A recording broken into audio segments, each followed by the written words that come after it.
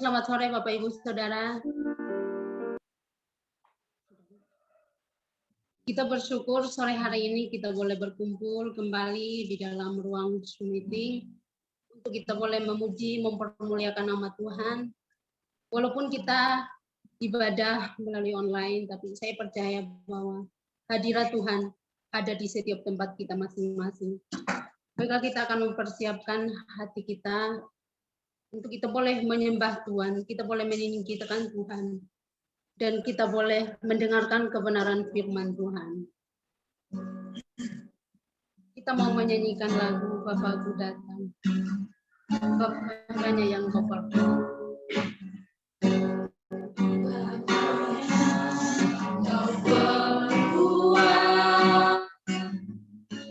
Di dalam rancangan indah terjadi di hidupku, ayah mengerti segala yang kasih-Mu sempurna nyata dalam hidupku. Ku bersyukur Bapa, ku bersyukur Tuhan, buat kasih setia-Mu di dalam hidupku. Ku bersyukur, ku bersyukur, ku bersyukur Bapa, ku bersyukur Tuhan, buat kasih setia-Mu di dalam hidupku. Ku bersyukur Tuhan. Sekali lagi kita mau katakan banyak yang Kau perbuat di dalam hidup. Banyak yang Kau perbuat di dalam rancangan indah terjadi di hidupku. Bapa yang mengerti, yang mengerti segala yang ku perlu. Kasih-Mu sempurna nyata dalam hidupku. Ku bersyukur Bapa, ku bersyukur Tuhan, buat kasih setia-Mu di dalam hidupku. Bersyukur, ku bersyukur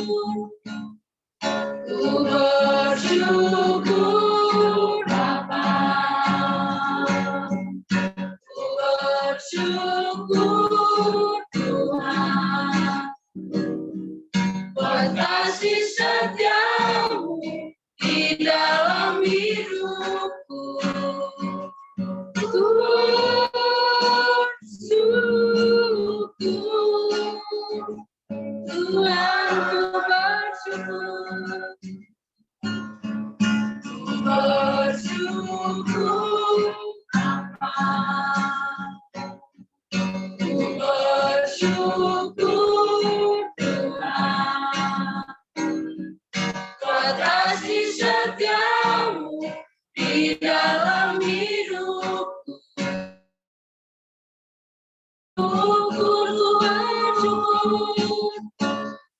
Ku bersyukur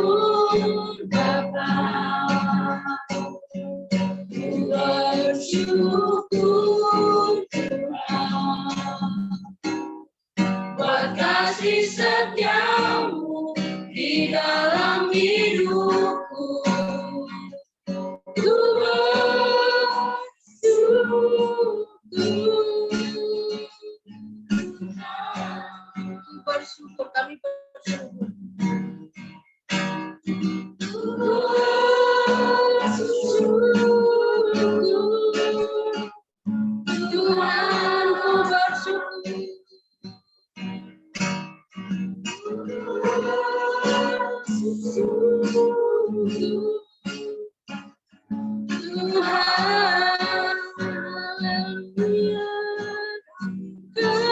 bersyukur Tuhan, buat kasih setiamu Tuhan. Haleluya. Yesus kau urapi kami Tuhan. Haleluya. Haleluya. Sungguh kau ajaib. Haleluya.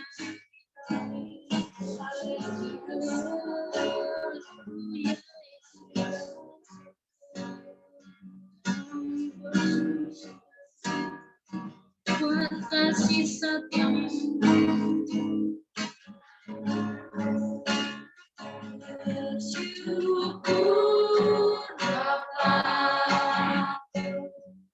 ku bersyukur Tuhan,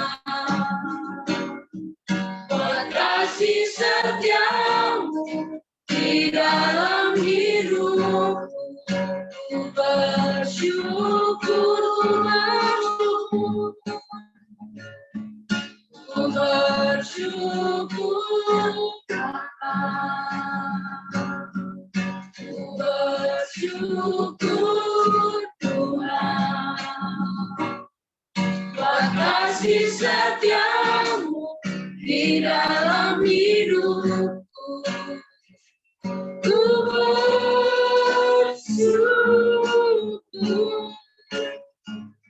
Tuhan, ku bersyukur, ku bersyukur Bapa, ku bersyukur Tuhan, buat kasih setiamu di dalam hidupku. Bersyukur, ku bersyukur, ku bersyukur Bapa, ku bersyukur Tuhan, buat kasih setiamu di dalam hidupku. Ku bersyukur Tuhan, ku bersyukur Tuhan, ku bersyukur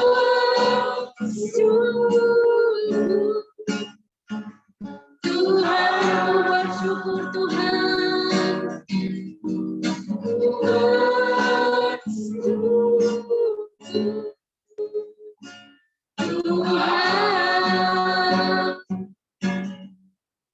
Tuhan, kami sungguh bersyukur buat kebaikan-Mu ya Bapa. Kami sungguh berterima kasih untuk penyertaan-Mu Tuhan.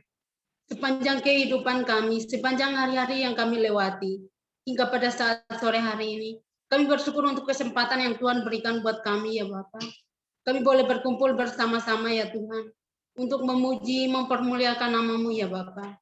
Bahkan kami akan mendengarkan kebenaran firman-Mu yang akan disampaikan oleh hamba-Mu. Kiranya Roh Kudus, Engkau yang beracara, Engkau yang menuntun kami Tuhan. Dari awal ibadah, pertengahan hingga boleh berakhir dengan baik, kami serahkan di dalam tangan kasih-Mu ya Bapa. Terima kasih Tuhan Yesus. Kami mau memulai ibadah ini di dalam nama Tuhan Yesus Kristus. Haleluya. Amin. Sekali lagi, shalom Bapak Ibu Saudara. Saya percaya bahwa dimanapun kita berada, Tuhan Yesus selalu baik dalam kehidupan kita. Tuhan Yesus selalu menuntun kehidupan kita. Hingga pada saat ini, kita mau mengangkat satu pujian yang mengatakan, Tuhan Yesus baik, tiada berkesudahan kasih setiamu Tuhan. Saya percaya saat ini pun kita berada, itu semua karena anugerah Tuhan dalam kehidupan kita.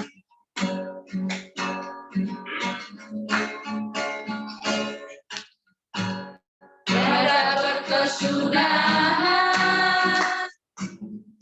kasih setiamu Tuhan, selalu baru rahmat-Mu bagiku.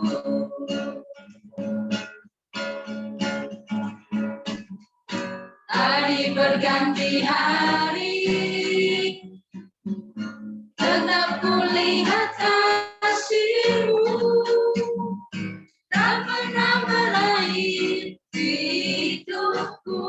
Tuhan Yesus baik, Tuhan Yesus baik, sungguh amat baik, untuk selama-lamanya. Tuhan Yesus baik, tiada berkesudahan, tiada berkesudahan. Kasih setia-Mu Tuhan, selalu baru rahmat-Mu bagiku. Hari berganti hari, hari berganti hari, tetap kulihat kasih-Mu, tak pernah berakhir hidupku. Tuhan Yesus baik, Tuhan Yesus baik, sungguh amat baik, untuk selama-lamanya. Tuhan Yesus baik, selama-lamanya. Tuhan Yesus baik, sampai selama-lamanya, sampai selama-lamanya. Tuhan Yesus baik. Percaya bahwa Tuhan Yesus selalu baik dalam kehidupan kita. Amin. Pada saat ini kita akan mendengarkan kesaksian dari Pak Horas. Kepada Pak Horas, waktu dan tempat kami persilakan.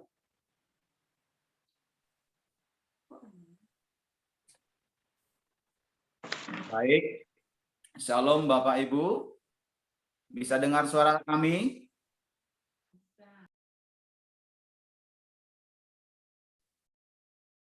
Baik, terima kasih buat kesempatan yang diberikan. Bagi kami boleh menyampaikan kesaksian singkat, sekalipun kami menggantikan dari klaster Nias ya. Jadi kami siap untuk kapan dan bagaimanapun waktunya. Terima kasih buat pemimpin pujian yang sudah memberikan waktu. Perkenalkan dulu, nama saya Horas Boang Manalu. Istri saya Nurmawati Giawa. Kami adalah suami istri. Dan kami bersyukur bahwa kami dipanggil Tuhan untuk melayani anak-anak.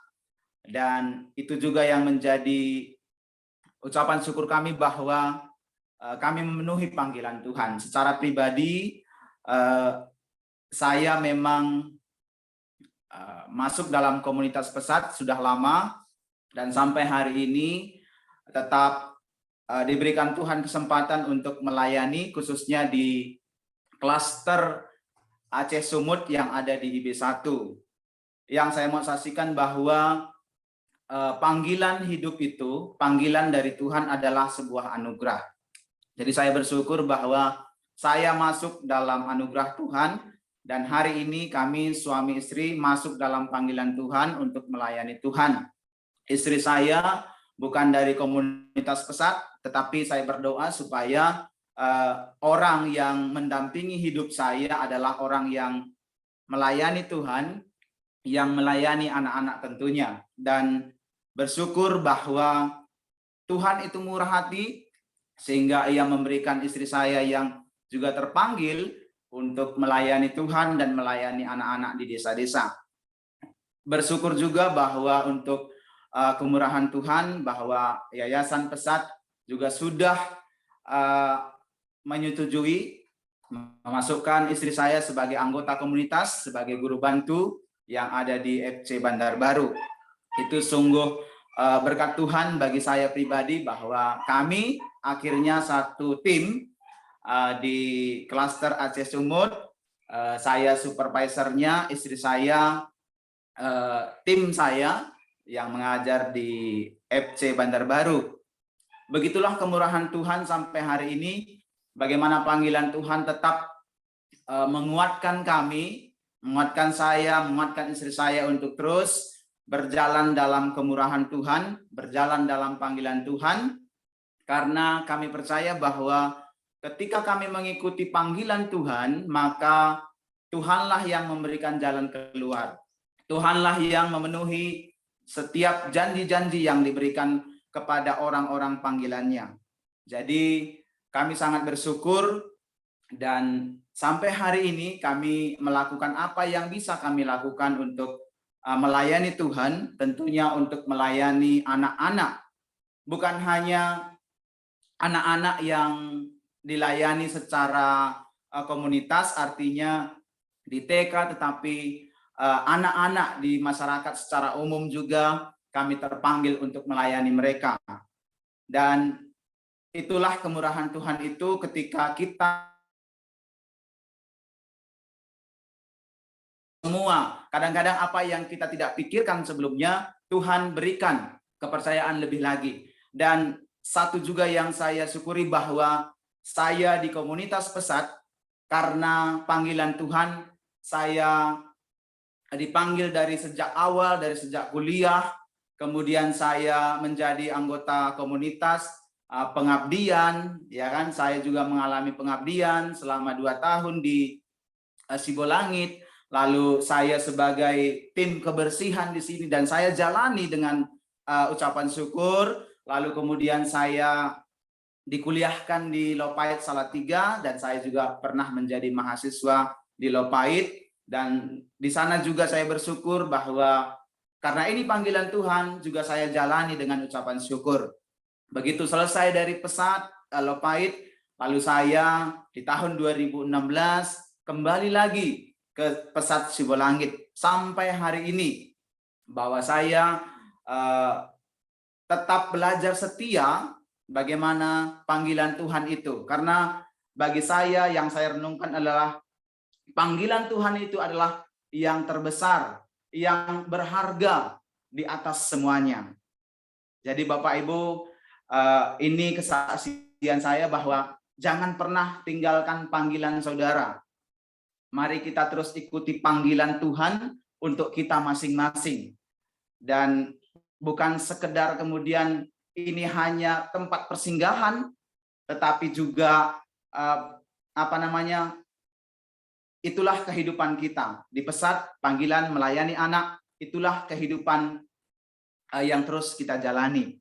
Bagi yang kemudian saudara-saudaraku yang sudah mulai lemah, mari kuatkan terus panggilan saudara. Begitu juga dengan kami, mari doakan kami terus juga untuk melakukan yang terbaik di mana kami boleh berada. Mungkin kami sampai hari ini masih di Pesat Sibolangit, mungkin nanti Tuhan panggil, Tuhan arahkan ke Papua. Ya, kami juga belajar mungkin siap, ya kan, bukan hanya dekat tetapi juga jauh. Kami belajar setia. Ini yang menjadi kesaksian kami, singkat dan mungkin ada yang kurang dimengerti, mohon maaf. Untuk mengakhiri kesaksian kami akan mempersembahkan sebuah pujian.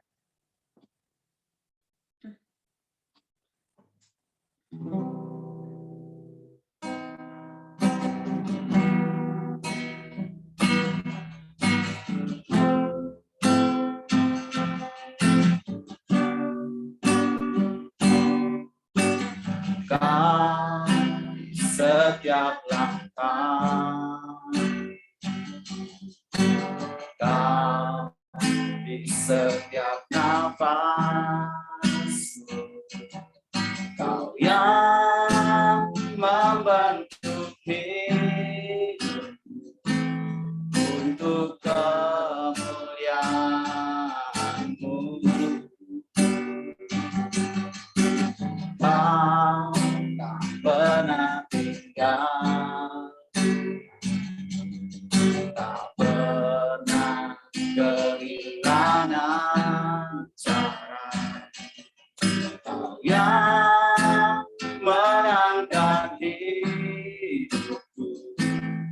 dari lembah yang gelap, anugerah-Mu cukup bagiku. Terima kasih Yesus, anugerah-Mu cukup bagiku. Terima kasih Yesus, Kau tak pernah tinggal, pernah kehilangan cara. Kau yang mengangkat hidupku dari lembah yang gelap, anugerah-Mu cukup bagiku. Terima kasih Yesus, anugerah-Mu cukup bagiku. Terima kasih Yesus, anugerah-Mu cukup bagiku. Terima kasih Yesus, anugerah-Mu cukup bagiku. Terima kasih Yesus, terima kasih Yesus, terima kasih Yesus. Puji Tuhan, terima kasih buat waktunya. Saya kembalikan kepada pemimpin pujian kita. Terima kasih Pak Horas buat kesaksiannya, sungguh memberkati dan sungguh menguatkan kita semua. Pada saat ini kami juga mau mempersembahkan sebuah pujian, karena kami pelayanan di Jawa, jadi kami mencintai budaya Jawa, dan kami mau mempersembahkan sebuah pujian dalam bahasa Jawa. Yang artinya mungkin saya ngartikan secara singkat, secara sederhana, ini pujian ini mengatakan bahwa kita jangan di dalam pelayanan kita jangan gampang mengeluh, tapi kita harus tetap percaya kepada Tuhan dan selalu bersyukur, apapun itu kita selalu bersyukur kepada Tuhan. Dan ini pujian kami, selamat menyaksikan.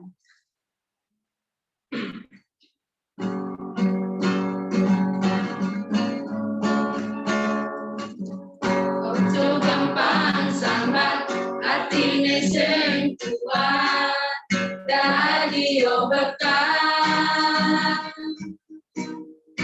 sing semangat. Ojo sambat, ojo gampang sambat atine sing kuat, dadi berkah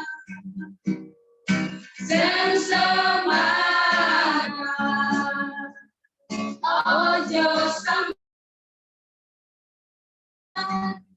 bersyukur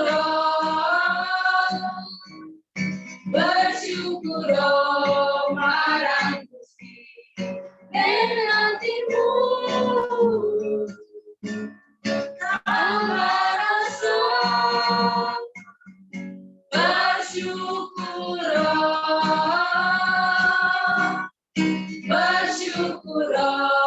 marang Gusti uripmu tambah mulia. Ojo gampang sambat atine sing kuat, dadi berkah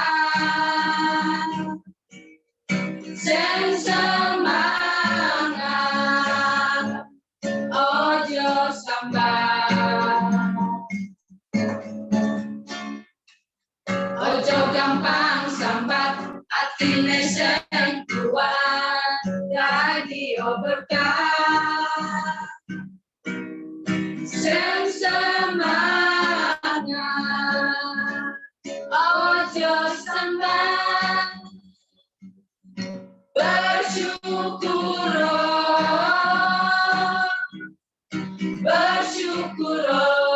marang Gusti berhatimu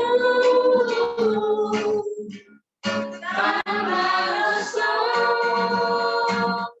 Bersyukur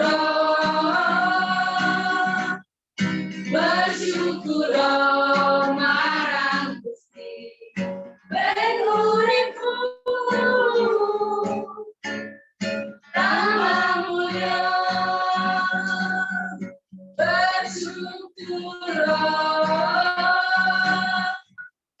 Bersyukur marang Gusti berhatimu tambah rasa.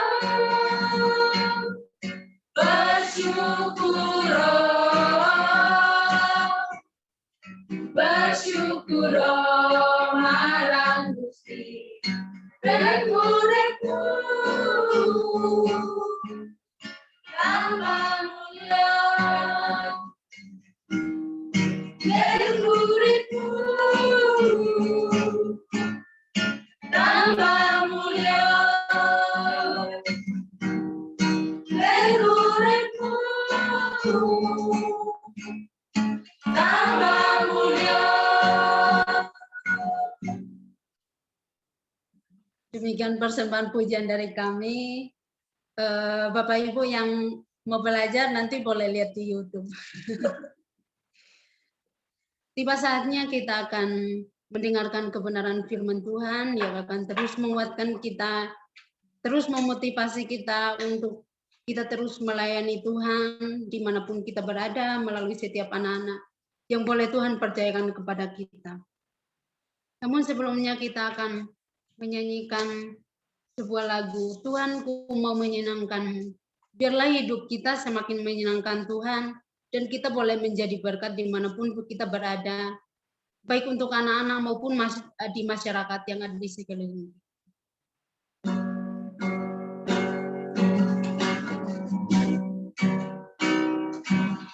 Tuhanku mau menyenangkanmu.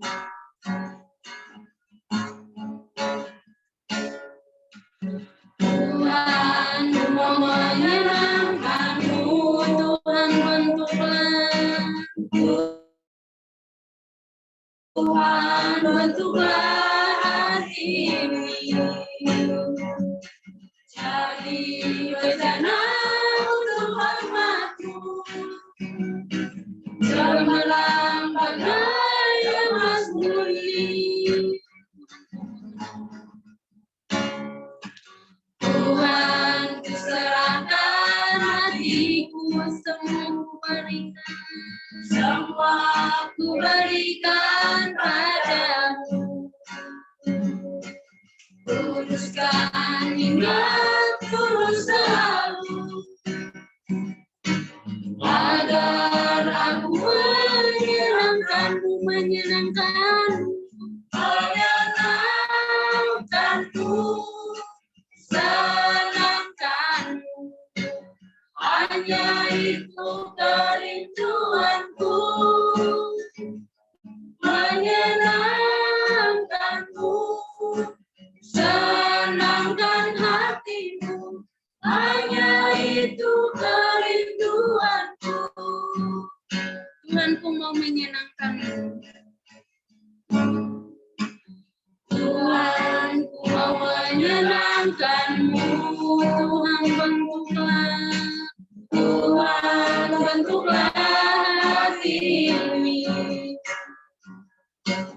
jadi bejana untuk hormat-Mu, cemerlang bagai emas murni.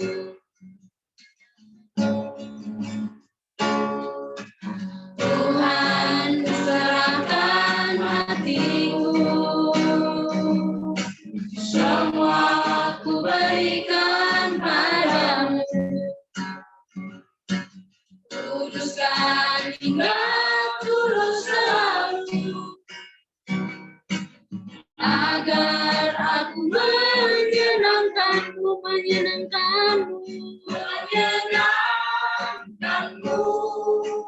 senangkanmu. Hanya itu kerinduanku, menyenangkanmu, senangkan hatimu. Hanya itu kerinduanku, menyenangkanmu, senangkanmu. Hanya itu kerinduanku, menyenangkanmu, senangkan hatimu. Hanya itu kerinduanku, hanya itu kerinduanku,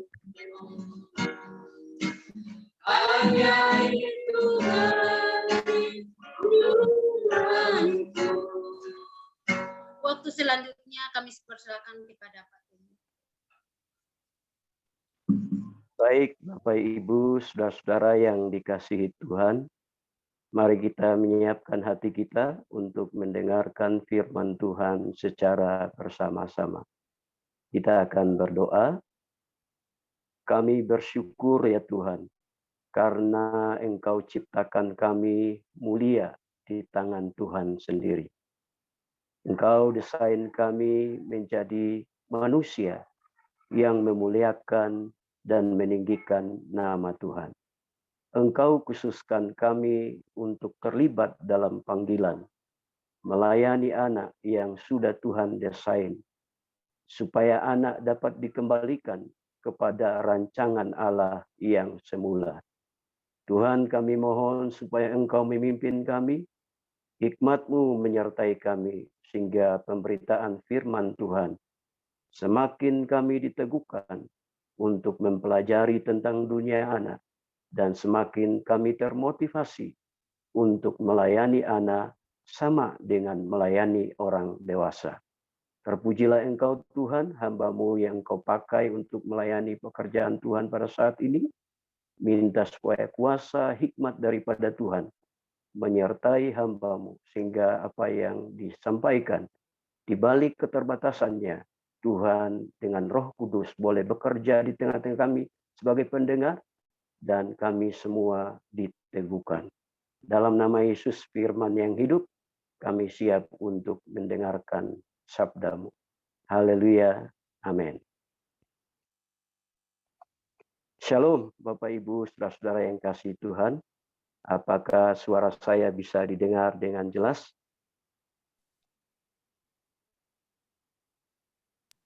Bisa Pak. Silakan. Jelas ya Bapak Ibu? Ya Pak. Terima kasih.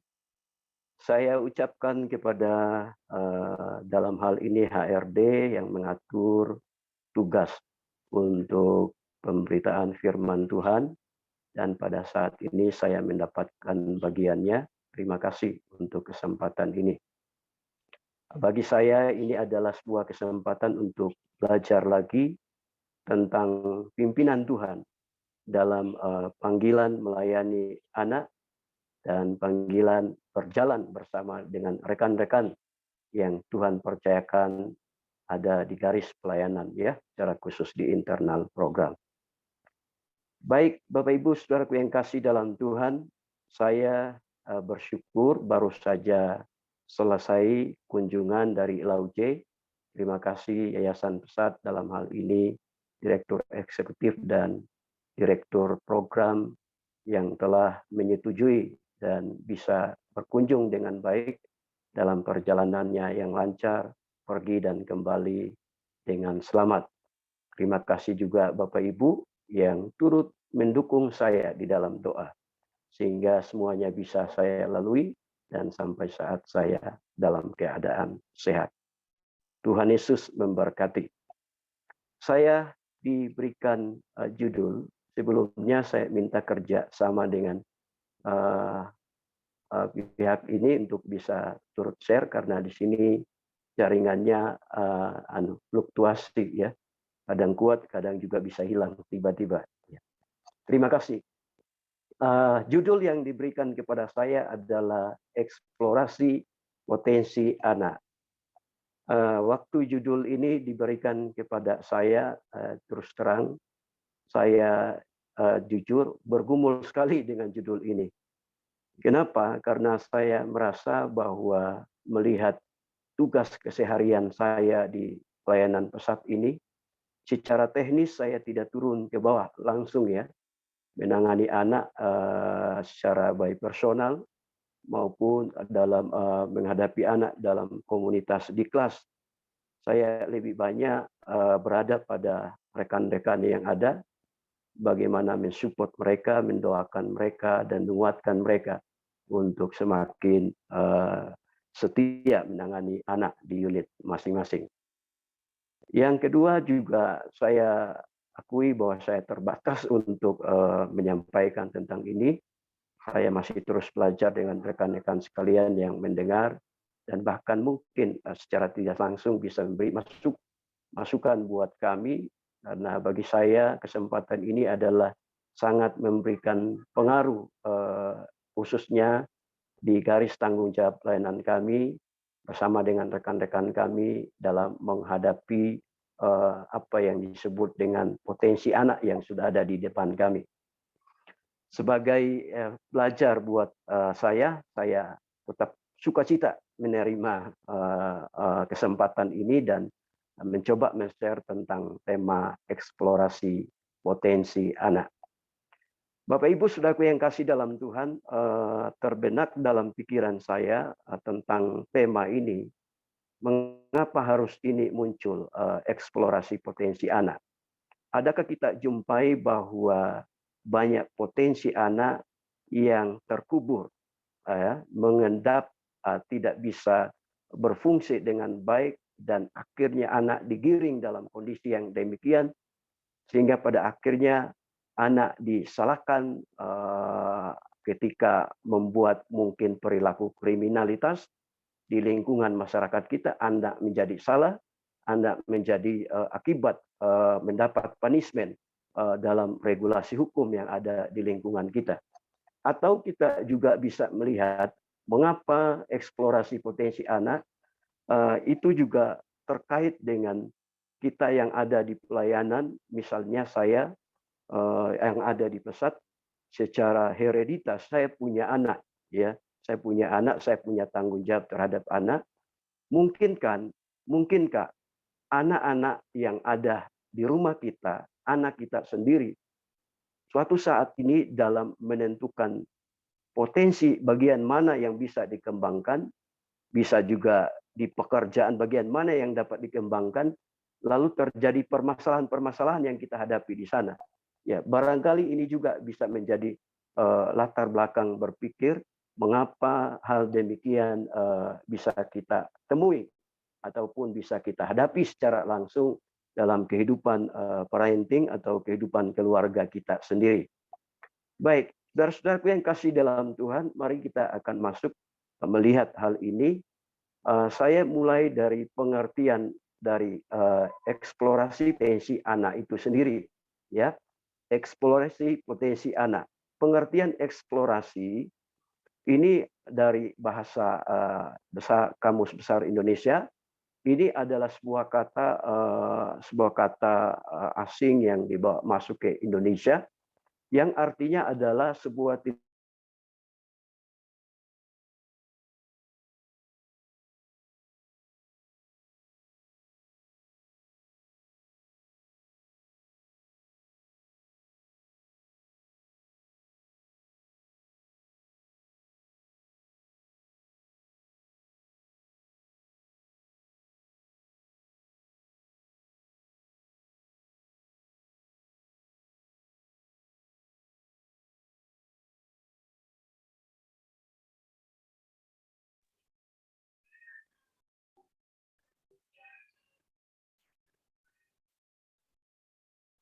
Mohon maaf Bapak Ibu, tunggu sebentar ya. Mungkin nge-lag punya Pak Tommy.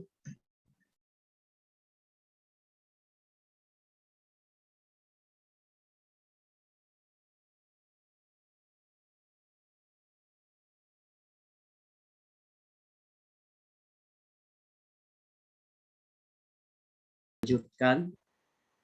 Sebagaimana tadi dalam uraian awal kita lihat dari sisi pengertian itu sendiri, bahwa eksplorasi itu adalah sebuah kata asing yang diadopsi ke dalam, yang artinya adalah suatu penjelajahan atau suatu pencarian dengan tujuan menemukan sesuatu, ya, atau sesuatu itu yang ada di dalam komposisi kita sebagai manusia, potensi-potensi yang mengendap yang ada di dalam. Kemudian kalau kita melihat dari kata potensi itu sendiri, itu adalah kemampuan ataupun kekuatan, bisa juga disebut kesanggupan daya, ya, kesanggupan daya yang ada pada kita. Dan rangkuman dari ungkapan para ahli yang bisa saya simpulkan bahwa hal demikian adalah menunjukkan suatu kekuatan yang dimiliki secara fisik maupun secara mental yang dapat kita kembangkan, dan juga tentu itu harus ditunjang dengan fasilitas yang tersedia atau media yang tersedia. Maka dengan demikian potensi itu dapat bertumbuh sebagaimana yang kita harapkan. Selanjutnya, ya, kita lihat kata anak. Anak itu sendiri berarti seorang lelaki atau perempuan yang belum dewasa dan belum mengalami masa puberitas. Ada juga anak dalam pengertian berikutnya adalah suatu keturunan kedua dari orang tua, ya, satu keturunan kedua dari orang tua bila dilihat dari sisi patriark atau pendidikan keluarga kita sendiri. Lalu kalau kita lihat dalam perspektif psikologi itu sendiri, bahwa anak itu mulai terentang dari umur yang bisa kita lihat adalah dari 0 sampai 18 tahun dan didukung dengan regulasi ataupun Undang-Undang Nomor 3 tahun 97, ya. Sehingga anak sendiri bahwa kita setuju dalam program kita di kurikulum FC yang bisa kita tangani, yaitu juga 0 sampai 18 tahun.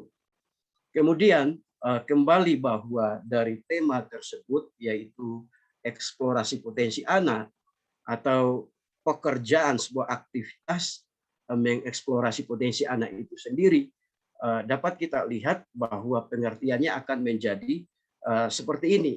Adalah sebuah upaya untuk mencari kemampuan yang tersembunyi dalam diri anak, baik secara fisik maupun mental, dengan tujuan agar anak dapat menemukan dan mengembangkan potensinya dengan maksimal, ya, dapat mengembangkan potensinya dengan maksimal. Kemudian lanjut kita lihat berikutnya. Saya masuk kepada mengapa mengeksplorasi potensi anak itu sendiri. Saya selalu masuk dengan pintu perspektif teologi agar supaya kita tidak keluar dari perangkat ini. Segala sesuatu yang objek yang kita pahami tentang anak, kita sudah sepakat bersama hendaknya landas pijakannya kita itu kita bangun di atas perspektif firman Tuhan, karena ini sangat penting sekali. Dalam Kejadian pasal 1 ayat 26, di sana dikatakan, baiklah kita menjadikan manusia menurut gambar dan rupa kita, supaya mereka berkuasa atas ikan-ikan di laut dan burung-burung di udara, dan atas ternak, dan atas seluruh bumi, dan atas segala binatang yang melata, yang merayap di bumi. Ayat 27, maka Allah menciptakan manusia itu menurut gambarnya. Menurut gambar Allah diciptakannya dia, laki-laki, dan diciptakannya mereka. Ada kata yang saya garis tebal, yaitu gambar dan rupa kita. Kemudian yang kedua ada kata berkuasa, ya. Ada kata gambar di bawah juga muncul di ayat 27. Dan gambar situ mencerminkan adalah gambar Allah, imago Dei-nya Allah. Nah, jadi saudara-saudara yang kasih dalam Tuhan, berikutnya kita lihat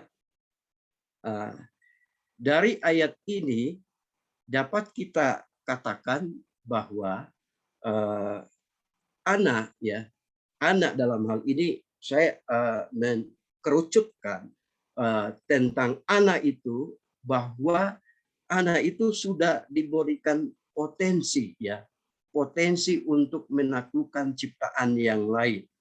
Jadi ada kekuatan besar di dalam diri anak, kekuatan besar yang sudah ditaruhkan oleh Tuhan, dan kekuatan itu menyerupai kekuatannya Tuhan. Hanya anak berperan di sini bukan sebagai pencipta, tetapi anak berperan sebagai fungsi menjalankan kekuatan yang dari Tuhan yang ditaruhkan di dalam diri anak itu sendiri.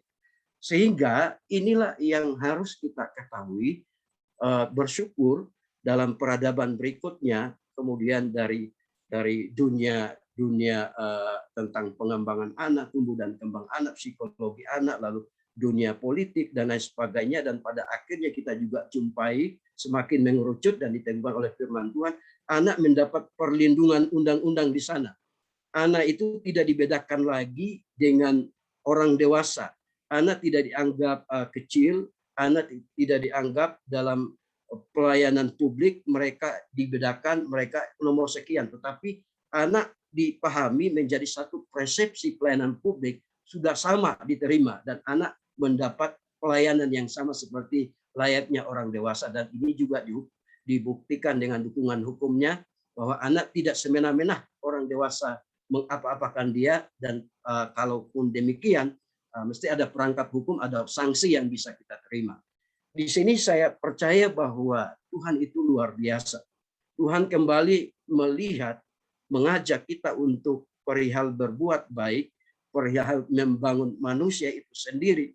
Sudah dimulai startingnya adalah dari anak itu sendiri. Lalu kemudian yang kedua, berdasarkan ayat di atas, saya lihat bahwa ada pesan bahwa dalam diri anak itu adalah mereka sebagai mandataris Allah. Makanya Alkitab dalam kisah-kisah tentang kehidupan berkeluarga, peran-peran orang percaya, orang-orang Israel, tidak luput dari peran-peran anak-anak yang berfungsi di rumah Allah. Ya, dalam kitab Perjanjian Baru juga kita juga jumpai mengapa Yesus berinkarnasi dan adanya objek dalam diri dia sebagai anak. Mengapa harus ada anak yang harus kita pelajari di sana? Mengapa harus ada anak yang hadir di tengah-tengah komunitas orang dewasa itu sendiri? Dan mengapa harus ada anak yang Tuhan ketika memberikan contoh tentang seorang pemimpin yang melayani, Tuhan menggunakan pribadi anak yang dipertontonkan kepada murid-muridnya untuk bisa dilihat di sana. Ini berarti bahwa di dalam diri anak-anak itu sendiri menyimpan satu kuasa atau mandat daripada Tuhan, bahwa mereka hidup tidak sekedar hanya mendapat makanan dari orang dewasa, mereka hidup tidak sekedar dilindungi, tetapi mereka juga hidup untuk bisa menjadi memberi pengaruh yang positif secara internal dalam kehidupan sesama mereka. Makanya saya juga bersyukur dalam sudut pandang teologi tentang pelayanan rohani, kita juga jumpai bahwa secara khusus pelayanan penginjilan itu sendiri mulai diarahkan bahwa pelayanan penginjilan itu juga bisa mengerucut atau bisa dilakukan oleh penginjilan kepada anak. Nah, mengapa demikian? Karena kita memahami bahwa dari anaklah di sana mandataris Allah itu sendiri diberikan kepada mereka, dan mereka punya tugas untuk memberitakan gambar Allah sendiri sesuai dengan potensi atau kemampuan yang ada di dalam diri mereka. Lanjut berikutnya. Ya. Namun karena dosa, kita lihat di Kejadian 3 di situ, karena dosa, ini hal yang paling historis sekali ya. Karena dosa, potensi anak itu menjadi terpendam. Ya, mereka tidak mengenal potensi lagi, dan mereka tidak dapat mengembangkan potensi itu sendiri. Ya. Nah, oleh karena itu dalam menangani anak, saya bersyukur di pesat itu sendiri kita juga harus mendasari bahwa pelayanan spiritual anak itu hal yang sangat basic. Anak itu harus dilayani secara spiritual juga.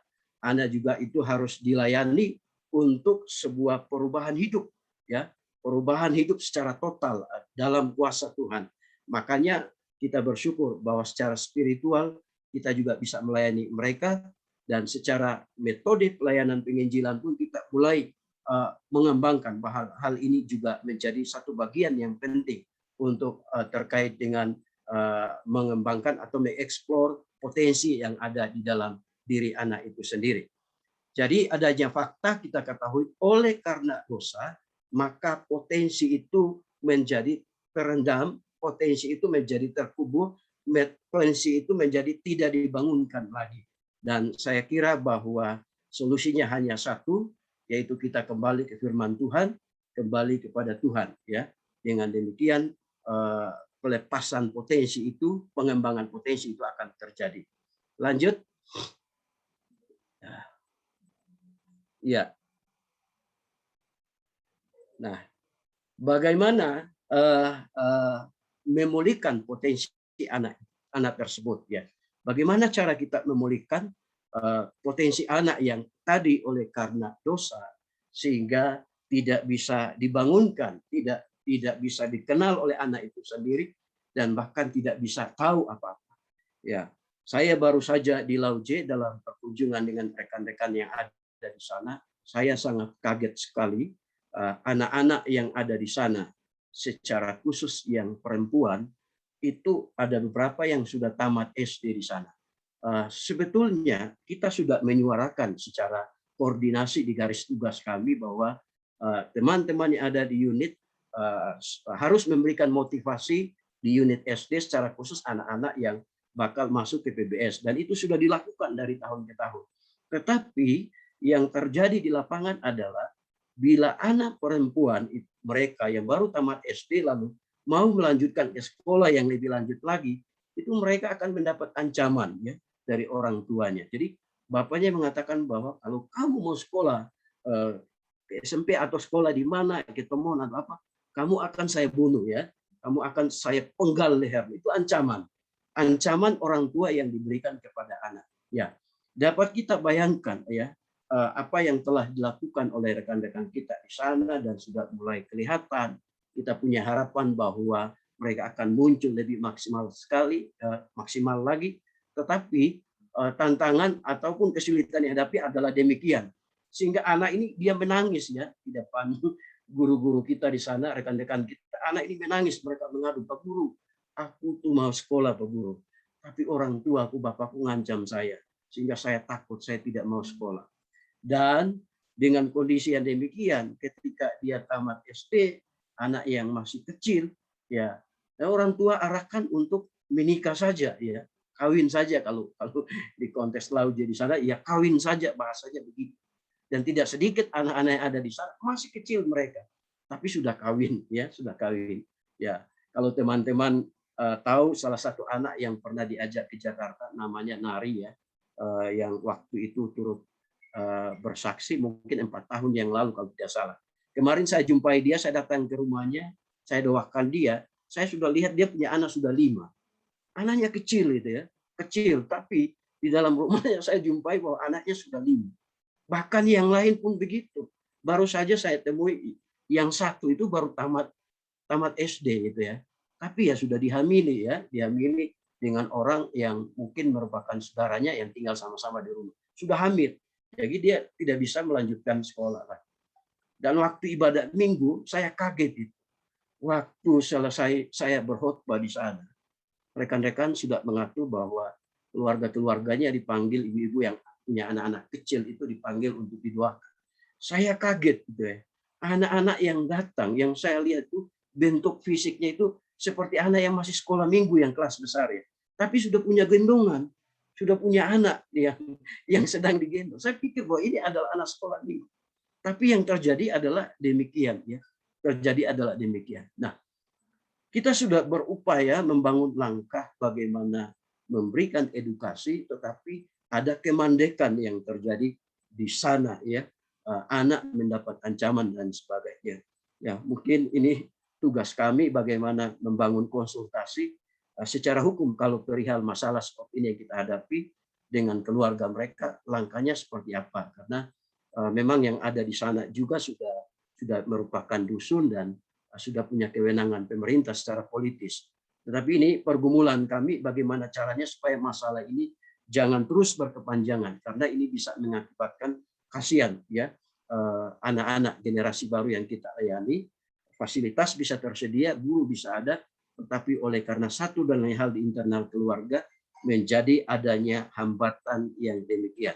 Nah, bagaimana memulihkan kondisi anak yang demikian? Oleh karena dosa, potensinya tidak bisa tereksplor dengan baik, tidak bisa dipahami, dikenali dengan baik. Nah, saya melihat di dalam satu bagian firman Tuhan, yaitu di Amsal pasal 1 ayat 7 ya.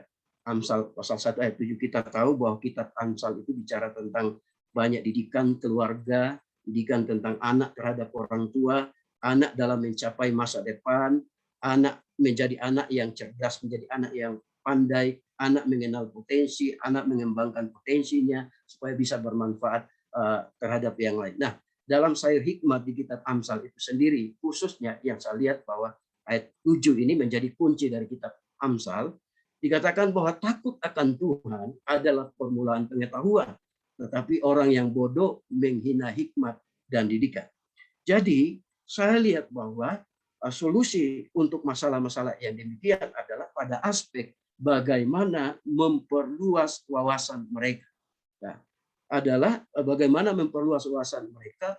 Salah satu dasar yang harus menjadi kunci dasar untuk kita bangun ke depan yang lebih besar potensi anak itu sampai terilis nanti adalah bagaimana anak itu mengenal Allah sebagai sumber pengetahuan.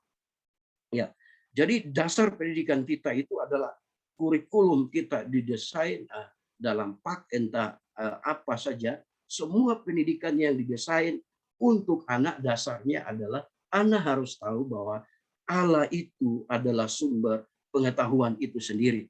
Sehingga dalam perspektif dia belajar berbagai ilmu, berbagai pendidikan, berbagai objek yang dihadapi di lingkungan, dia akan menyadari bahwa semuanya tidak bisa dia dapat rekam dengan baik, semuanya tidak bisa menjadi ilmu yang benar dan bisa menjamin hidupnya ke depan kalau tanpa semuanya arahan dengan Tuhan ya, atau hal-hal yang mengarahkan tindakannya, apa maunya Tuhan, apa kekuatan yang bisa dibangun di tengah-tengah dia memberikan dirinya dipimpin oleh Tuhan. Lanjut. Ya. Jadi yang berikut adalah kita tahu bahwa anak itu unik. Saya bersyukur saya dipercayakan Tuhan untuk kami membesarkan anak. Bagi saya ini adalah kesempatan saya belajar tentang dunia anak. Bukan saja di unit yang terbatas, terjadwal saat ada kegiatan belajar tertentu, tapi bagaimana anak di rumah dalam proses dia kecil dan dalam proses dia dibesarkan. Bagaimana hiruk pikuknya, dinamikanya memelihara dan membesarkan anak, itu saya dapat. Nah, kenapa? Dan saya melihat bahwa di dalam diri anak itu sendiri itu unik. Mungkin kalau Bapak Ibu yang punya pengalaman sudah lebih dari punya anak lebih dari 1, 3 dan sebagainya, keunikannya lebih jelas lagi dilihat bahwa perbedaan anak yang satu dan seterusnya itu sangat unik sekali.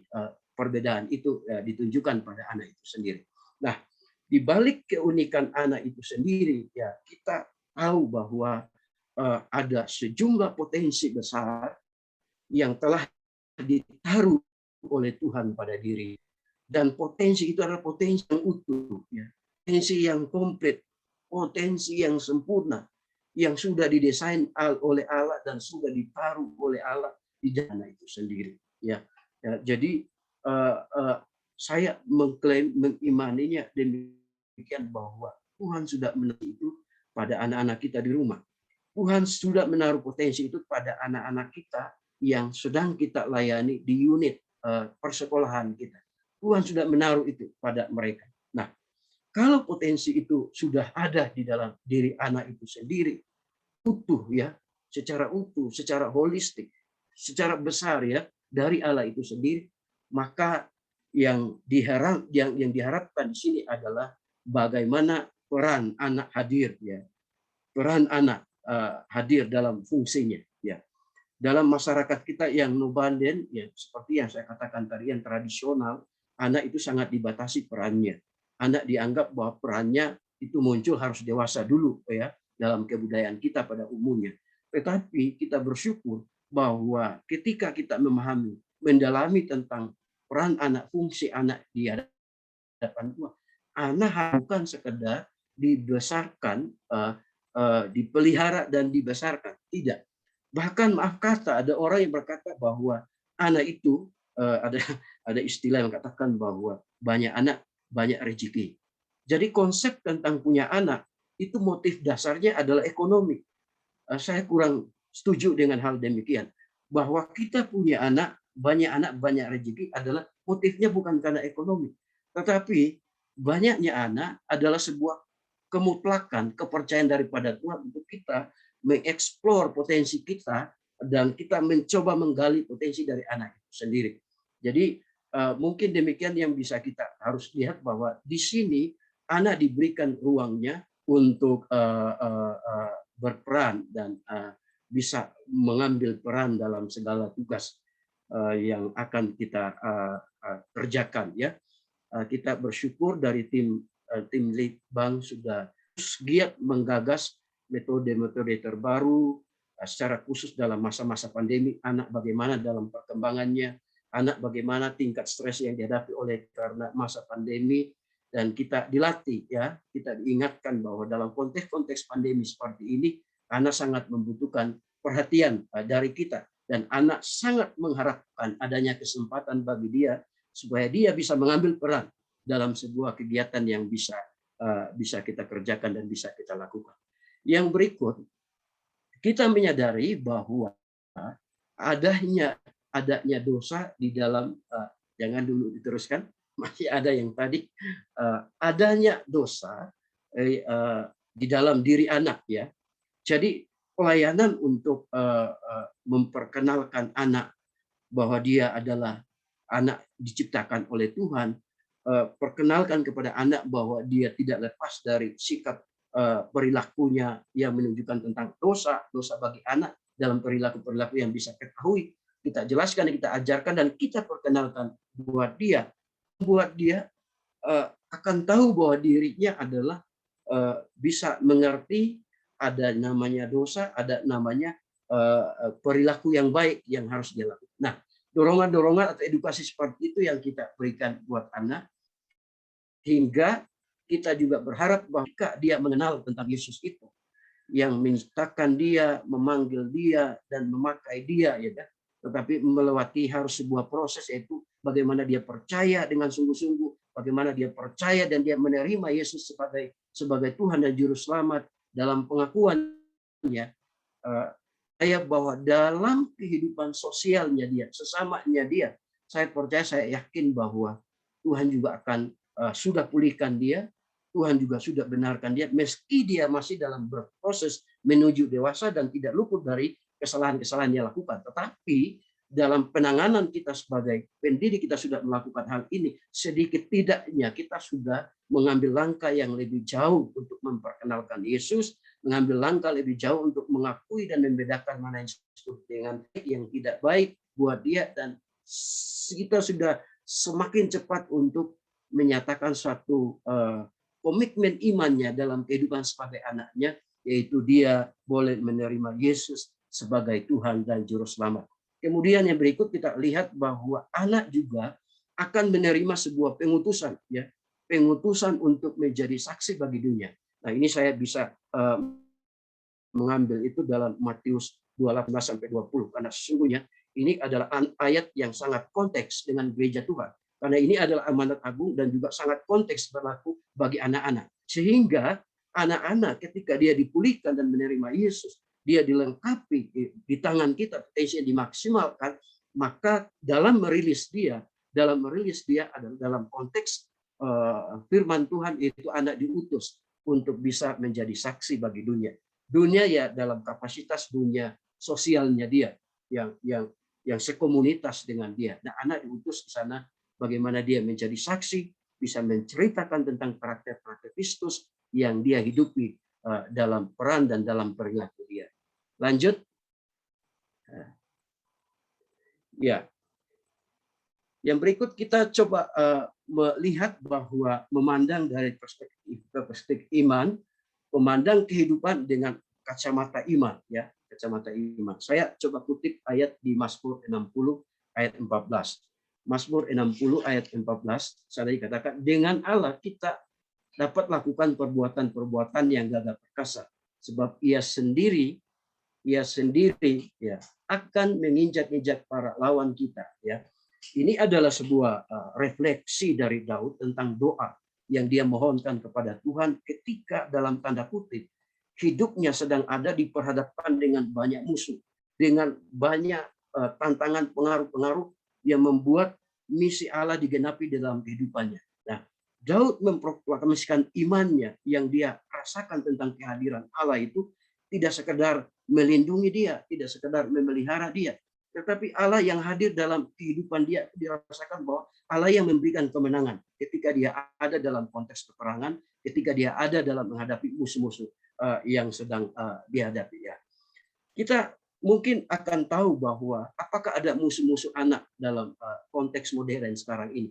Saya kira musuh-musuh anak dalam konteks modern zaman teknologi yang berkembang sekarang ini sangat banyak, ya, sangat banyak, terutama dalam hal media. Ya, anak sangat terrefleksi, sangat connecting dengan hal media, dan anak tidak bisa memfilter tentang media-media apa, acara bentuk-bentuk acara apa yang bisa menjadi konsumsi untuk dia. Dia tidak bisa memfilter hal itu. Dan kalau kita juga sudah terbuka, sudah lihat bahwa ada beberapa riset, termasuk riset PRC juga ditunjukkan di sana bahwa betapa besar pengaruh media terhadap kehidupan anak itu sendiri. Nah, kalau kita tidak mendampingi, tidak bisa menjelaskan dan mengarahkan anak untuk membedakan kebutuhan mana yang bisa dia tonton, yang bisa menjadi pengembangan untuk kehidupan dia, maka saya akan tahu dengan pasti bahwa hal-hal yang demikian bisa membunuh seluruh potensi dan masa depan daripada anak itu sendiri. Ada banyak tantangan, bukan saja media, tetapi di lingkungan masyarakat itu sendiri, anak rentan dengan perlakuan kasar dari orang dewasa. Anak rentan dengan perlakuan kasar yang secara langsung juga bisa terjadi kasus-kasus yang kita temui di dalam internal keluarga mereka. Jadi anak rentan dengan semuanya itu. Nah, kita juga bagaimana meyakinkan tentang Tuhan yang punya kuasa untuk kekuatan besar, tantangan besar apapun yang bisa menyelamatkan, bisa melindungi, dan bisa memberikan kemenangan bagi mereka saat menghadapi kekuatan-kekuatan besar yang bisa membunuh dan mematikan mereka. Ya, mungkin perspektif tentang iman yang kita ajarkan bagi anak adalah hal yang terus giat kita lakukan secara intens, bagaimana cara menolong anak untuk menghadapi tantangan besar yang sedang dihadapi. Lanjut. Ya. Oke. Ya. Dalam yang kedua tadi adalah yang pertama bagaimana mengembangkan wawasan-wawasan yang secara khusus secara spiritual, ya. Yang kedua bagaimana menggali dan mengembangkan pengetahuan potensi anak itu sendiri. Ya, saya tidak punya banyak ilmu tentang ini, tapi saya percaya teman-teman Bapak Ibu yang menggelut di bidang ini pasti tahu banyak hal tentang ini, ya. Mengerti banyak hal tentang ini. Tapi dalam hal ini saya ingin belajar, saya ingin membagi, semoga ini juga bisa melengkapi saya secara tidak langsung, yang kemudian akan membuat saya lebih maksimal dalam pelayanan bersama dengan tim. Ya. Menggali dan mengembangkan pengetahuan atau potensi dari anak itu sendiri. Ya. Di dalam Lukas pasal 19 ayat 12-27, di sana Tuhan Yesus memaparkan sebuah perumpamaan tentang talenta. Ya. Dapat kita ketahui bahwa ada 3 talenta yang diberikan kepada yang disampaikan ya dalam cerita itu. Ya. Satu orang diberikan talenta 5 talenta dan menghasilkan 5 talenta sehingga menjadi 10 talenta. Lalu kemudian dia mendapat raport di situ bahwa perbuatannya baik, kemudian karakternya dia setia dalam hal bersikap, ya dia dapat dipercaya, ya kira-kira begitu. Lalu kemudian yang 2 talenta dipercayakan kepada yang 1 orang lagi, dia menghasilkan 2 talenta dan akhirnya dia mendapatkan 4 talenta. Lalu dia dapat raport di situ adalah perbuatannya baik, dia setia dalam bersikap, dan dia diberikan oleh Tuhan lagi pekerjaan yang besar lagi. Ini ada plus-nya. Yang 2 talenta ini diberikan 2, dia bisa hasilkan 2, kemudian dikasih rapotnya baik, lalu dipercayakan lagi untuk bisa menangani pekerjaan yang besar. Orang yang ketiga itu diberikan 1 talenta. Ya, 1 talenta dia menghasilkan 0 talenta. Ya, tidak ada yang menghasilkan. Bahkan dia mendapat rapot di situ bahwa dia dikatakan hamba yang jahat, lalu dia dicampakkan ke dalam kegelapan yang paling gelap. Nah, Bapak Ibu sudah yang kasih dalam Tuhan, di sini kita ketahui bahwa kalau tidak ada cerita tentang talenta yang dipercayakan oleh Tuhan, maka tidak akan terjadi yang namanya yang 5 talenta mengembangkan menjadi 10. Tidak akan terjadi yang namanya 4 talenta mengembangkan menjadi 2 talenta mengembangkan menjadi 2. Ya. Kalau tidak ada pembahasan tentang talenta, maka tidak ada media yang namanya disebut dengan kegiatan mengeksplor potensi yang ada di dalam diri dalam naskah cerita ini. Tetapi melalui talenta dapat kita ketahui bahwa Alkitab sangat memberikan rekomendasi yang sangat besar bahwa potensi yang ada di dalam diri kita, terutama di dalam diri anak yang kita hadapi itu, sangat diharapkan supaya kita mengarahkan mereka supaya digandakan potensi itu sendiri. Karena kalau itu digandakan, maka sangat besar sekali memberi dampak terhadap perubahan masyarakat, perubahan keluarga, bahkan perubahan-perubahan yang lebih kompleks lainnya. Itu memberikan dampak yang sangat luar biasa. Jadi Bapak Ibu Saudara yang kasih dalam Tuhan, saya bersyukur dengan adanya talenta ini kita belajar tentang bagaimana mengelola kemampuan-kemampuan yang ada pada diri kita. Termasuk kalau dalam tataran kita ya leadership yang ada di dalam diri kita. Bagaimana kita kelola ini dan kita manfaatkan dengan maksimal sehingga terjadinya sebuah pergerakan kebangunan, pergerakan tiang penyangga kepemimpinan yang sehat ya, di internal organisasi kita yang secara tidak langsung akan berdampak pada pergerakan kemajuan pelayanan yang sedang Tuhan percayakan. Nah, hal yang ironi yang bisa kita lihat adalah yang dipercayakan 1 talenta, dia tidak menghasilkan, 0 yang dapat dihasilkan. Ya. Nah, kita tidak mau harapan kita ini akan menjadi seperti ini. Ya. Kita mau anak yang sudah Tuhan percayakan, baik dalam keluarga maupun dalam konteks kelas, di unit sekolah yang Tuhan percayakan, kita memaksimalkan untuk menggali potensi itu. Sehingga harapan kita bahwa dia bisa menggadahkan potensi itu, dia bisa membangun pengaruh yang besar bagi lingkungannya maupun secara luas lingkungan masyarakat di mana dia berada. Ya. Jadi berikutnya potensi yang diberikan Tuhan pada anak, ya saya lihat bahwa itu perlu digali ya melalui sebuah media tadi. Sebagai media ya kita masih bereksplorasi sampai sekarang. Media kita adalah unit pendidikan, media kita adalah adanya training untuk terus menggali bagaimana menciptakan metode pelayanan anak yang lebih kondusif, lebih ramah, bagaimana bisa merangsang adanya pertumbuhan potensi di dalam diri anak. Kita masih berproses dalam semuanya itu, dan secara khusus dalam masa-masa pandemi juga tidak kalah juga kita terus menggali, dan kami sendiri di unit di lapangan mendapatkan hubungan pembinaan yang sangat intens, bagaimana kemampuan kami terus digali untuk bisa dikembangkan di unit pelayanan kita bersama. Jadi Bapak Ibu Saudara yang kasih dalam Tuhan, mari kita menangkap semangat ini, mengembangkan potensi yang ada pada diri kita, jangan pernah puas dengan itu, tapi terus kita kerjakan, kembangkan itu secara khusus pada anak, sampai dia pada akhirnya akan kelihatan maksimal di titik mana. Barangkali kita belum bisa kita tebak, tetapi ada beberapa psikolog yang mengatakan bahwa itu akan kelihatan anak bisa menerima dengan jelas akan potensi di bagian mana, ya kurang lebih pada usia dia SMP atau pada usia-usia remaja sudah bisa dia punya kemampuan melihat dan menentukan di sana. Saya percaya bahwa program FC ini sangat kondusif, kita bisa mengantar pembinaan, pendampingan kepada mereka sampai kepada dia menemukan potensi dan mengutus mereka untuk bisa menggandakan potensi yang sedang mereka miliki. Lanjut. Ya, Lanjut berikutnya. Nah, dalam ilmu sains kita ketahui bahwa kecerdasan anak itu tidak hanya ditentukan oleh IQ ya, tetapi juga minat dan bakat. Setuju itu Bapak Ibu ya. Saya juga membaca dulu kuliah, membaca buku-buku tentang kecerdasan itu, dan juga ketahui bahwa tidak bisa kita hanya memakai indikator bahwa dari sisi IQ, tetapi minat dan bakatnya juga turut mempengaruhi ya, mempengaruhi potensinya bisa dikembangkan.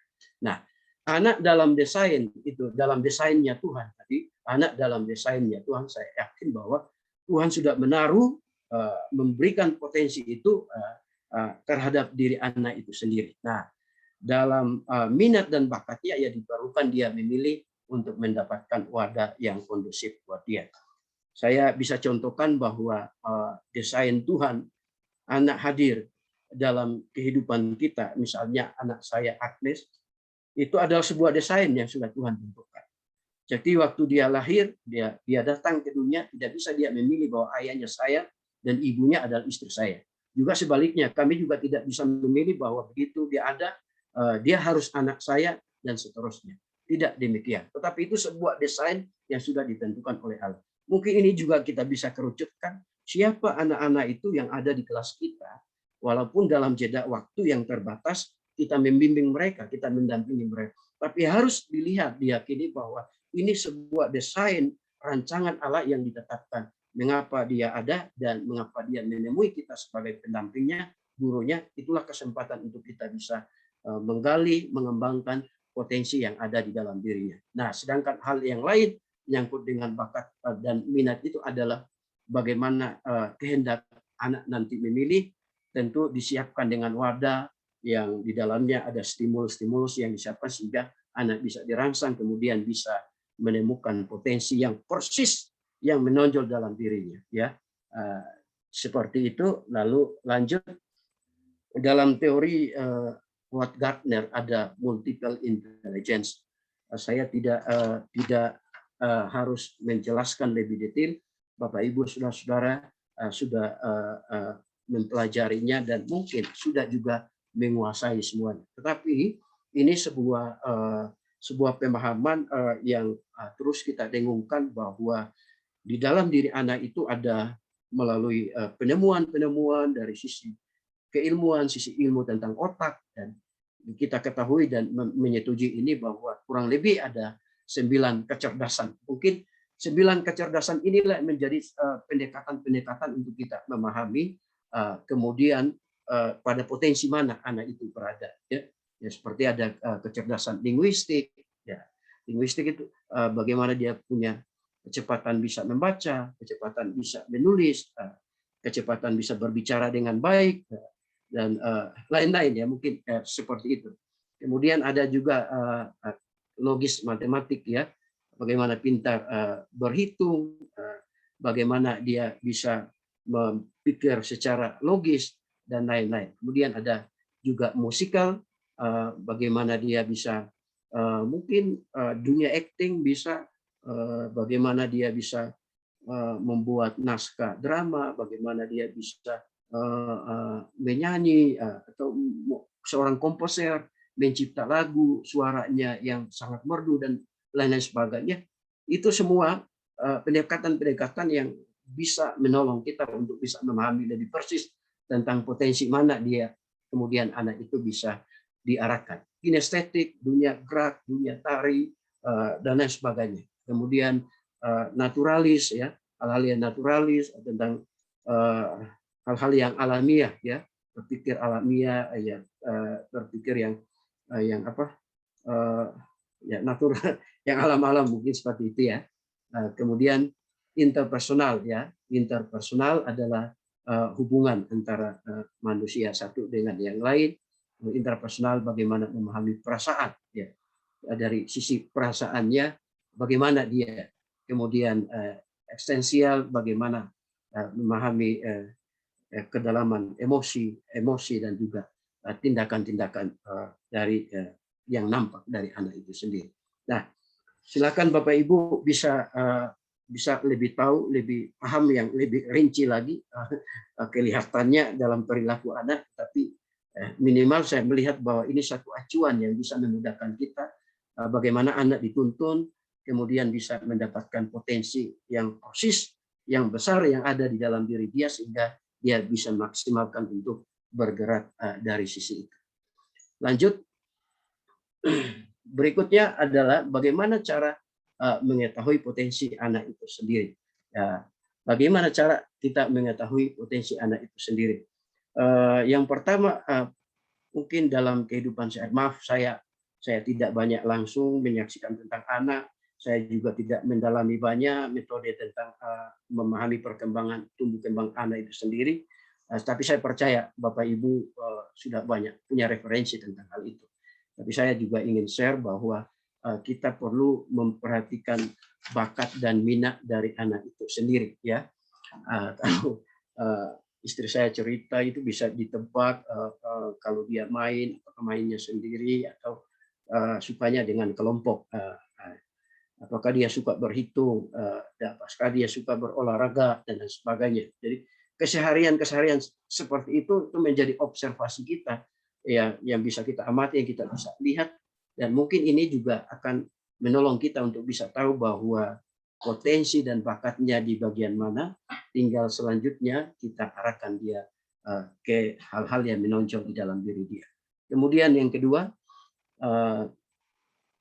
komunikasi, ya, berkomunikasi langsung dengan anak, berkomunikasi langsung dengan anak. Jadi saya tanya hobinya, gemarnya apa, cita-citanya apa, dan lain-lain.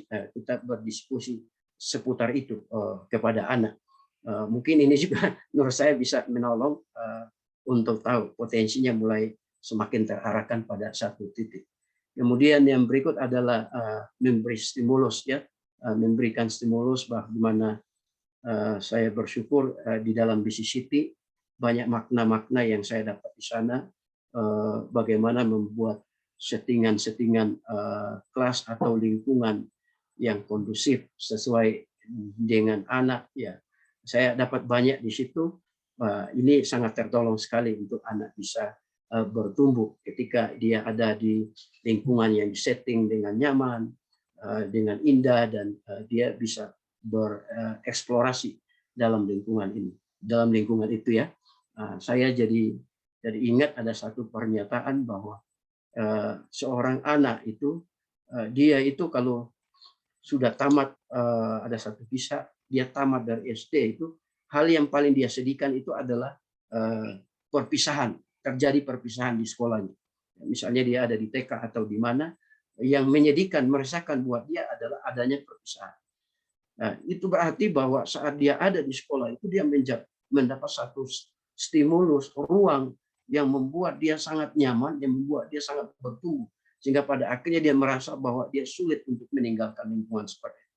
Jadi saya lihat bahwa ini luar biasa apa yang kita lakukan sekarang ini dengan adanya BCCT, minimal menolong kita untuk mengenal potensi anak, lalu anak diperkenalkan, tahu tentang potensinya, lalu kita bisa arahkan untuk dia bergerak di potensi yang ada di dalam diri dia. Kemudian yang berikut adalah memberi stimulus, sudah. Lanjut nomor 4, ya, bermain bersama, ya, bermain bersama. Saya salut dengan teman-teman yang ada di unit FC, ada kawan-kawan kita bermain bola dengan anak-anak, gitu. Ada sebagai pelatih bola, juga teman-teman kita yang ada NDP yang sudah pengembangannya ke program Unleash, sudah mulai terlibat banyak kegiatannya, sudah mulai menggali dan menemukan potensi yang ada di sana. Ini luar biasa, saya kira, ya, hal yang sangat sebuah pengembangan minat bakat yang luar biasa, di mana kita semakin menemukan kalau dia di olahraga, dia bisa diarahkan di bagian olahraga yang mana untuk bisa maksimal. Lalu sebagai akhir dari apa yang saya sampaikan ini, mungkin sebuah pesan edukatif buat kita semua, Bapak Ibu Saudara, baik kita sebagai stakeholder yang menangani langsung anak di unit kelas atau persekolahan, maupun kita sebagai anak yang ada di rumah kita dan kita sebagai orang tua. Bagi kita bahwa pesannya adalah jangan sampai kita menuntut sebuah perkembangan daripada anak harus ini dan harus instan dan lain sebagainya. Nah, ya.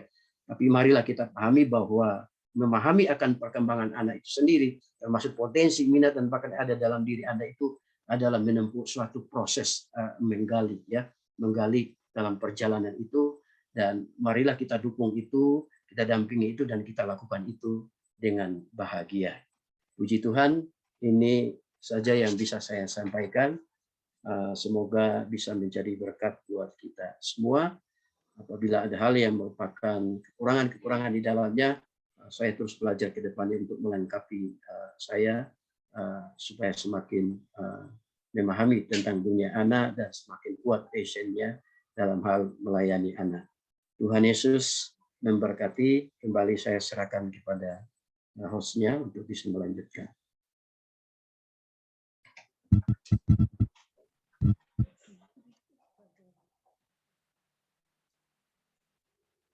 Terima kasih Pak Tommy buat kebenaran firman Tuhan dan pembelajarannya sangat memberkati dan sangat memberikan sebuah pemahaman yang sangat bermanfaat. Selanjutnya saya serahkan kepada Bu Sri, mungkin ada pengumuman yang mau disampaikan. Baik, selamat sore Bapak Ibu semua. Terima kasih untuk rekan-rekan yang sudah melalui pengumumannya. Saya mengingatkan kembali jika ada Bapak Ibu yang menerima, harusnya kita dalam 1 minggu itu kalau hari Selasa dan Jumat kita menerima quote dari HRD, kemudian Rabu atau Kamis kita menerima pesan singkat baik dari rekan-rekan ataupun sebulan sekali dari Bapak Ibu Apostolik. Saya berharap jika ada Bapak Ibu yang belum menerima quote ataupun renungan, silakan menghubungi HRD ya. Itu biasanya dikirimkan baik Japri ataupun juga di-share di grup. Jadi kalau Bapak Ibu ada yang belum menerima secara Japri, bisa informasi ke HRD. Dan kira-kira pengumumannya itu nanti hari Senin kita akan beribadah kembali, kita akan bergabung hari Senin ke depan. Terima kasih, saya kembalikan ke Kak Yuntri. Terima kasih Bu buat pengumumannya. Selanjutnya kita akan melanjutkan kegiatan kita. Acara selanjutnya doa syafaat yang akan dipimpin oleh kami persilahkan. Shalom, selamat sore teman-teman. Apakah suara saya bisa didengar? Ya, Bu. Bisa. Baik, mari kita bersatu dalam doa. Bapak Surgawi, terima kasih untuk pertemuan kami dari tadi sampai dengan saat ini. Kami sungguh bersyukur kalau Tuhan memberi waktu, kami boleh memuji, menyembah Tuhan. Bahkan kami boleh mendengarkan kebenaran firman Tuhan sore hari ini. Terima kasih Tuhan Yesus untuk damai sukacita. Terima kasih untuk hadirat Tuhan yang boleh kami rasakan. Terima kasih untuk kebenaran-Mu yang boleh kami terima sore hari ini. Apa yang sudah kami dengar, Tuhan, kami berdoa. Mampukan kami untuk kami dapat mengaplikasikannya dalam pelayanan kami masing-masing, di tempat kami, dimanapun kami melayani, dalam tugas kami masing-masing. Sehingga kami rindu kehidupan kami berdampak buat generasi anak bangsa di bangsa kami. Bapak, terima kasih. Kami berdoa, berkati hamba-Mu yang sudah menyampaikan kebenaran-Mu, tambahkan hikmat marifat-Mu dan pakai lebih luar biasa lagi, jadi alat di tangan-Mu menjadi berkat bagi banyak orang dan memenangkan banyak jiwa dimanapun dia melayani. Bapak, terima kasih. Kami berdoa bersehati, naikkan syafaat kami pada sore hari ini Tuhan. Kami bawa bangsa kami ke hadapan-Mu. Kami berdoa minta perlindungan Tuhan atas bangsa kami. Lindungi bangsa kami dari segala ancaman baik yang berasal dari dalam maupun dari luar negeri. Secara khusus kami berdoa Tuhan untuk jaringan teroris yang ada di bangsa ini, untuk ekstremis yang ada di bangsa ini. Kami berdoa mampukan TNI Polri Tuhan untuk dapat menumpas habis segala bentuk terorisme di bangsa ini sampai ke akar-akarnya di dalam nama Yesus. Kami patahkan segala pekerjaan kuasa roh jahat yang bekerja di balik ini semua. Dan kami gagalkan segala rencananya untuk bangsa kami di dalam nama Yesus. Kami rindu shalom Allah itu turun atas bangsa kami. Boleh dirasakan dan dinikmati oleh seluruh masyarakat Indonesia. Bapak terima kasih. Kami berdoa menyerahkan pemerintahan bangsa kami dari pusat sampai ke daerah. Kami minta kepadamu ya Tuhan. Hikmat marifat Tuhan turun atas mereka. Kami berdoa, kami minta kepadamu ya Tuhan.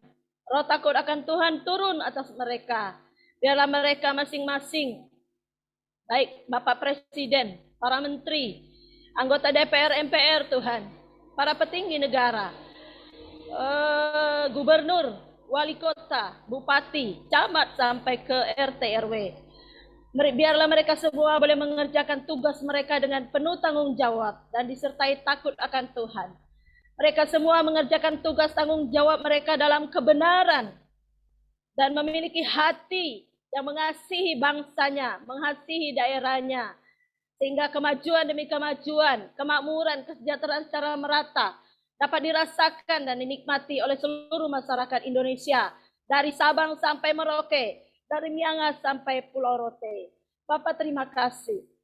Kami berdoa ya Tuhan, menyerahkan bidang-bidang pembangunan di bangsa ini, baik bidang bidang pendidikan, bidang rohani, bidang apapun Tuhan. Kami mohon Tuhan campur tangan di dalamnya, supaya tidak ada satupun dana-dana yang dikorupsikan, dan supaya semua berjalan dengan baik dan membawa dampak yang positif untuk kemajuan bangsa kami. Bapak kami berdoa secara khusus untuk gereja-gereja Tuhan di Indonesia. Kami berdoa Tuhan, mari Engkau lawat para pemimpin gereja di bangsa kami. Mari Engkau bawa para pemimpin gereja untuk bangkit, menjadi garam dan terang. Bangkit menyatakan kebenaran Tuhan. Bangkit bawa kabar baik ke seluruh pelosok tanah air di dalam nama Yesus. Kami berdoa Tuhan, tuaian sangat banyak di bangsa kami, tetapi penuai sedikit. Karena itu kami berseru kepadamu sore hari ini. Kami minta kepadamu ya Tuhan, Engkau kirimkan, munculkan penuai-penuai yang daripadamu di seluruh tanah air Indonesia. Kami rindu Tuhan, tuaian yang luas menguning di bangsa kami, boleh dituai dan dipersembahkan untuk Tuhan. Bapak terima kasih. Kami berdoa Tuhan, kami minta kepadamu, lepaskan hujan keselamatan dan pertobatan atas bangsa kami. Lawat kaum Kedar dan Ibayo di bangsa kami Tuhan. Celikkan mata hati rohani mereka di dalam nama Yesus. Kami rindu mereka diselamatkan seperti kami. Bapak terima kasih. Kami berdoa Tuhan, menyerahkan pelayanan kami, pesat ke dalam tangan kuasa-Mu. Kami menopang para pemimpin kami Tuhan, orang tua kami. Mereka yang berada di pengurus 1, 2, dan 3. Mereka yang ada di jajaran pengurus harian. Para direktur. Kami berdoa Tuhan. Demikian juga untuk mereka tim apostolik. Kami berdoa hikmat marifat Tuhan turun atas mereka. Kekuatan kesehatan umur panjang turun atas mereka di dalam nama Yesus. Kami berdoa untuk pribadi dan keluarga mereka Tuhan. Apa yang menjadi pergumulan mereka masing-masing. Tuhan, kami minta kepadamu, Kau campur tangan. Nyatakan kasih-Mu Tuhan kepada setiap mereka. Kami rindu melihat orang tua kami juga berbahagia. Kami rindu melihat para pemimpin kami juga berbahagia. Oleh karena Tuhan, terima kasih Tuhan Yesus. Kami berdoa untuk para manajer, supervisor, kepala sekolah, sampai semua guru. Di dalam komunitas pesat, bahkan sampai guru-guru bantu Tuhan. Siapapun semua yang ada di dalam jajaran komunitas pesat. Termasuk kami berdoa juga Tuhan untuk staf pesat semuanya. Para staf yang ada di Lepait. Tuhan Kau menopang kami semua. Menggairahkan, memberi semangat, kekuatan baru senantiasa. Kami rindu Tuhan dalam mengerjakan tugas-tugas kami. Bukan keluh kesah yang terjadi. Tapi biarlah kami bisa mempersembahkan yang terbaik untuk Tuhan. Sekecil apapun yang bisa kami buat. Biarlah kami menyenangkan Tuhan, berkenan kepada Tuhan. Dan menjadi berkat dan memiliki dampak yang luar biasa bagi bangsa kami. Terima kasih Tuhan Yesus. Berkati keluarga besar Pesat pribadi maupun keluarga. Kami berdoa untuk generasi anak-anak komunitas Pesat Tuhan. Menyerahkan mereka semua ke hadapan Tuhan. Mulai dari yang paling kecil sampai yang paling besar. Kami berdoa Tuhan Yesus, Engkau tahu apa yang diimpikan mereka. Engkau tahu apa yang dirindukan mereka saat ini. Tuhan pegang tangan mereka. Jangan ada satupun yang menyimpang dari jalan-jalan-Mu. Tuhan pegang tangan mereka. Biarlah mereka juga mencintai Tuhan. Biarlah mereka juga memberikan hidupnya untuk menyenangkan Tuhan dan menjadi berkat. Bapa, terima kasih. Kami sebagai orang tua mereka terbatas dalam segala hal.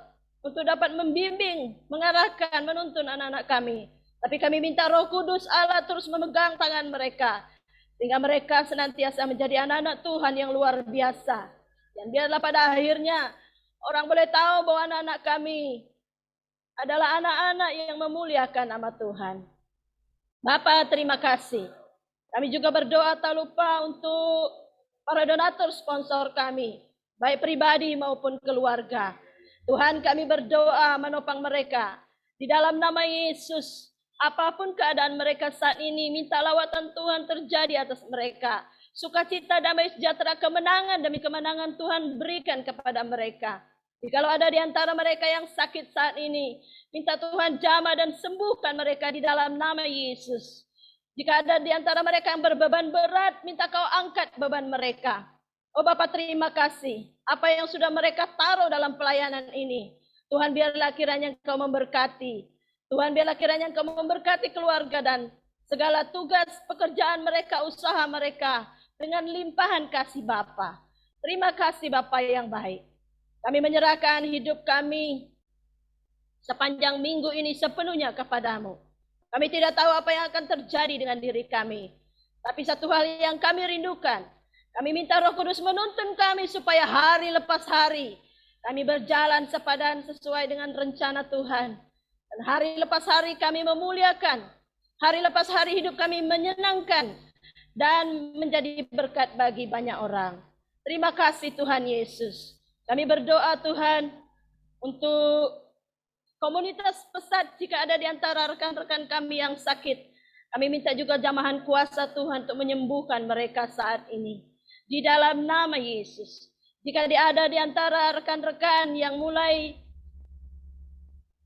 goyah panggilannya, Tuhan biarlah sore hari ini Kau melawat mereka dan meneguhkan panggilan mereka. Oh Bapa, terima kasih. Kami mengucap syukur untuk persekutuan yang indah sore hari ini. Kami berikan pujian, hormat, kemuliaan hanya bagi-Mu. Di dalam nama Yesus kami berdoa. Haleluya. Amin.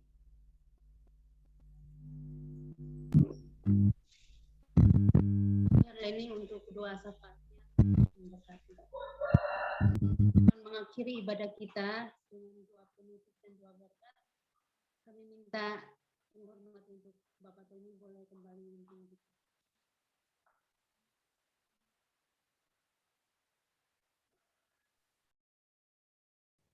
Silakan Pak Tommy. Baik, Bapak Ibu, mari kita berdoa untuk mengakhiri persekutuan kita. Kita berdoa. Biarlah kasih daripada Allah Bapa serta perantaraan dalam Yesus Kristus yang telah turun ke dunia dan pimpinan, tuntunan, bimbingannya melalui kuasa Roh Kudus akan memimpin menyertai kita dalam karya kita untuk membangun potensi anak yang sudah Tuhan percayakan bagi kita. Dari sekarang sampai selama-lamanya. Haleluya. Amin. Terima kasih Bapak Ibu untuk pelayanannya hari ini. Tuhan Yesus memberkati. Sampai ketemu Senin depan.